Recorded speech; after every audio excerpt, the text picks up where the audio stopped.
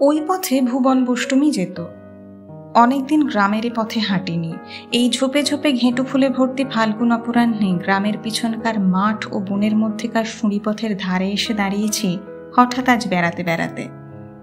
25 বছর এই পথে আর পাই দিইনি। সেই ছোটবেলায় আসতাম খেলাধুলো করতে আপন মনে বনের ধারে। ওই যে পথটা, ওটা নদীর ঘাটে যাবার পথ। আমার ছেলেবেলায় বোষ্টমপাড়া আর জেলেপাড়ার লোকে ওই পথ ধরে নদীর ঘাটে যেত, এখনো যায় বোধহয়। আমি গ্রামে ফিরছি বহুকাল পরে, এই বছর ফাল্গুন মাসে। মাঠের মধ্যে বেড়াতে বেড়াতে এই অপরাহ্নে এসে পড়েছি এই জায়গাটাতে। প্রথমটাতে চিনতে পারিনি, তারপরেই মনে হলো ও, ওই তো সেই ছিঁড়ে পুকুরের ধারের পথটা। ওদিকে বেলেডাঙার বাউরের ধারের বট অশ্বত্থের ছায়া স্নিগ্ধ তীর, আম্রমুকুলের ঘন সুবাস সন্ধ্যার বাতাসে। পৃথিবীর বসন্ত আজ কি অপূর্ব রূপেই না প্রকট হয়ে দেখা দিয়েছে আমার চোখের সামনে। একটা বেলগাছ, যুগল কাকাদের বেলগাছ, এটা তাদেরই জমিতে অবস্থিত অবশ্য, ছেলেবেলা থেকেই জানি।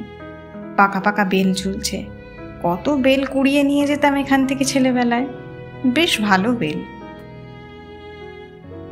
দাঁড়িয়ে দাঁড়িয়ে হঠাৎ ভুবন বষ্টমীর কথা মনে পড়ল কেন?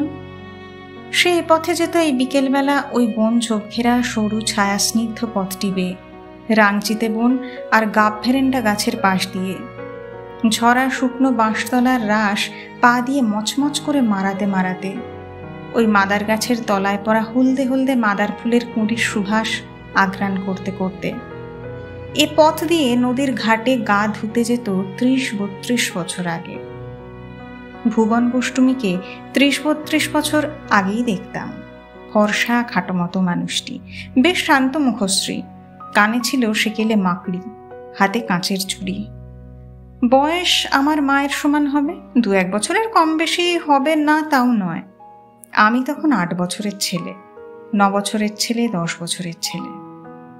জীবনের ওই 3টি বছর পর আর কখনো তাকে দেখিনি। ভুবন বষ্টমী আমাকে বলতো, হ্যাঁ গা বামুনদের খোকা, তুমি একা একা বনে বনে কি করো? আমি সলজ্জ সুরে বলতাম, এই এই আর কি। বাবা ঠাকুর যেন আমার কি, যাও যাও বাড়ি যাও, এখানে বড় শেয়াল বেরোয়, ছেলে মানুষ তুমি, এখানে থাকে না, যাও। হ্যাঁ হ্যাঁ, এই তো যাচ্ছি। আমি এগিয়ে দিয়ে আসবো তোমায় খোকা? না না, আমি যেতে পারি একা একা। থেকো না, হ্যাঁ চলে যাও, বামুন দিদি বকবে, নক্কি ছেলে আমার, যাও মানিক। আর একটু খেলা করব? না, একা বনের ধারে তোমার কি খেলা বাবা, বড় শেয়াল বেরোয় যে এখানে। কই, বড় শেয়াল তো দেখিনি, সব তো ছোট ছোট শেয়াল। তা না গো খোকা, বড় শেয়াল হলো সেই যার নাম করতে নেই সন্ধেবেলা। নাম করে না, নাম করে না, বুঝলে তো দুষ্টু ছেলে, তুমি যাও, তুমি বাড়ি যাও। এই রকম টুকরো কথা হয়তো হয়েছিল কোনো এক বিকেলে, 2-4 দিন হয়তো, কিংবা তার বেশি, নাকি নয়। প্রায় তাকে দেখতাম ঘরা কাঁখে নদীর ঘাটে যেত এমনই বিকেলে। সে কেন, বোষ্টমপাড়ার জেলেপাড়ার কত বৌঝি যেত। এই পর্যন্ত তার সঙ্গে আমার সম্বন্ধ, ওর সঙ্গে আমার যোগাযোগ নিতান্তই সামান্য। ভুবন বষ্টমীর ইতিহাস যতদূর আমার জানা আছে বা পরে বড় হয়ে শুনেছিলাম, তার মধ্যে অসাধারণ কিছু ছিল না। সে ছিল গোপীনাথ বৈরাগীর বিবাহিতা স্ত্রী। গোপাল পরমাণিকের বাড়ির পেছনে ওদের 2খানা মেটে ঘর ছিল। চাষবাস জমি জমার জন্য সামান্য আয় সচ্ছলভাবেই সংসার চলত। নিঃসন্তান স্বামী স্ত্রীর ঝামেলাবিহীন সংসার। ভুবনের মুখখানা ছিল সুন্দর, কারণ ওর মুখ আমি মনের চোখে স্পষ্ট দেখতে পাই। তবে ভয়ানক রকমের সুন্দর কিছু নয়, পাড়াগাঁয়ের মধ্যে প্যাঁচ প্যাঁচ ধরনের চেয়ে একটু ভালো আর কি। ভুবন বষ্টমীর সম্বন্ধে আমার আরেকটা কথা মনে আছে, কেউ তার চরিত্র সম্বন্ধে কোনো অপবাদ দেয়নি কখনো, অথচ পাড়ার অধিকাংশ ঝি বউ সম্বন্ধে সেই ছেলেবেলাতেই কত কানাঘুষো আমার কানে গিয়েছিল। পাড়াগাঁ জায়গা, পরের এতটুকু ছিদ্র চোখ এড়ায় না সেখানে। এর কারণ অবশ্যই এই নয় যে পাড়াগাঁয়ের সব লোকই হিংসুক বা নিন্দুক। এর বড় কারণ এই যে এই সব পল্লী গ্রামে লোকের আমোদ কৌতুকের খুব একটা বড় পথ নেই, যেমন আছে শহরে ফুটবল খেলা বা সিনেমা বা রাজনীতির আলোচনার মধ্যে। কি নিয়ে এরা সময় কাটায়? এর ওর ঘরের মুখরোচক কুৎসা নিন্দা নিয়ে না থাকলে অবসর বিনোদনের জন্য অন্য পন্থা পাবেই বা কই। সুতরাং দোষ এদের দেওয়া যায় না সেজন্য। এহেন গ্রাম্য আলোচনার মজলিসেও ভুবন বষ্টুমীর নামে কোনো অপবাদ শুনিনি। বরং সকলেই বলতো ভুবন খুব ভালো মেয়ে, শান্ত, সুশ্রী, স্নেহময়ী। এই পর্যন্ত। এর বেশি আর কিছু ওর সম্পর্কে বলার আছে বলে আমার মনে হয় না। অতি সাধারণ গ্রাম্যবধূদের একজন। ভুবন বষ্টুমী সম্বন্ধে আর কিছু বলবার নেই আমার। অথচ কেন এতকাল পরে এখানে দাঁড়িয়ে তাকেই আমার প্রথম মনে এলো আমি জানি না।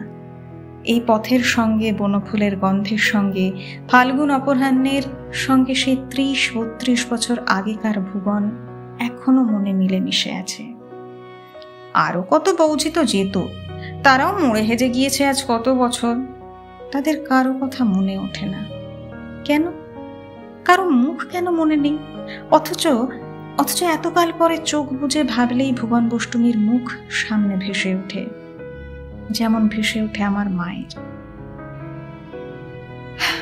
একথার জবাব নেই।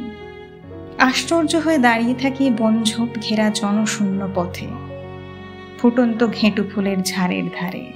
তারপর কতবার, কখনো বসন্তকালে, কখনো গরমকালে, একাধবার শরৎকালের অপরাহ্নে ওই পথে বেলগাছটার তলায় গিয়ে দাঁড়িয়েছি। প্রথমবারের পর আরও অন্তত পক্ষে 10-12 বার কি তার বেশি এই গত কয়েক বছরের মধ্যে সেখানে গেছি। হয়তো অন্য কথা মনে ভাবতে ভাবতে গিয়েছি, কোনো একটা বইয়ের কথা, কি সাংসারিক কোনো সমস্যার কথা, কিংবা অর্থচিন্তা, যাই হোক। কিন্তু যেই না ওখানে গিয়ে দাঁড়িয়েছি, চুপ করে দাঁড়িয়ে মনকে শান্ত সংযত করবার চেষ্টা করেছি, অমনি কত বছরের পাড় থেকে ভুবন বষ্টুমীর শান্ত, সুশ্রী, স্নিগ্ধ মুখখানা ধীরে ধীরে মনের মধ্যে ফুটে উঠেছে। অথচ ভুবন আমার কেউ ছিল না, আমাদের পাড়ার মানুষও ছিল না সে। খুব বেশি যে তার সংস্পর্শে এসেছি বললে তাও নয়। তার চেয়ে অনেক বেশি মিশেছি যাদের সঙ্গে, তাদের অনেকেই আজ বিস্মৃতির অন্ধকারে বিলীন। কতবার ভেবেছি অবাক হয়ে, আচ্ছা কেন এমন হয়? জানি না, কিচ্ছু বুঝতে পারিনি।